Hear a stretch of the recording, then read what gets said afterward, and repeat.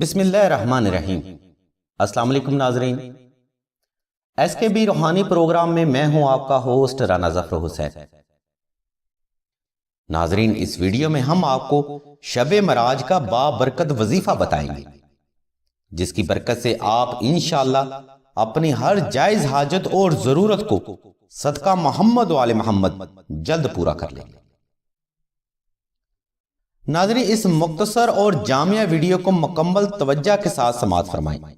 اس video میں ہم آپ کو ایک ایسا روحانی وظیفہ بتائیں گے جس کو صرف ایک بار ہی کرنے سے حاجت یقینی پوری ہوگی۔ ناظرین، یوں تو سارا ماہ رجب فضیلت اور اہمیت کے اعتبار سے اپنی مثال آپ ہے، لیکن 27 رجب کا دن علم روحانیت میں ایسا دن ہے جس میں عبادت اور ریاضت کے درجات میں بے پناہ اضافہ ہو جاتا ہے، کیونکہ یہ وہی عظیم وقت ہے جب اللہ تبارک و تعالیٰ کی ذات مبارکہ نے اپنے پیارے نبی حضرت محمد صلی اللہ علیہ وآلہ وسلم کو اپنے پاس معراج کے لیے بلایا۔ اور ناظرین، اس روحانی وقت کی نسبت سے جو کہ سال میں صرف ایک بار ہی آتا ہے، اگر آپ کوئی حاجت اللہ کے وسیع تر غیبی خزانوں سے طلب کریں تو وہ حاجت ضرور پوری ہوتی ہے۔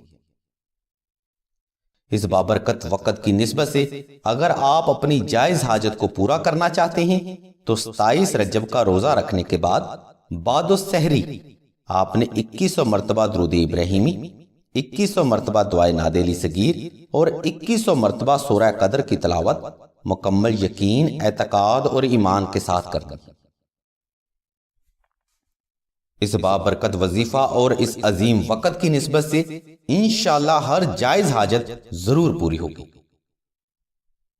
ناظرین، یہ وقت بے حد بابرکت ہے۔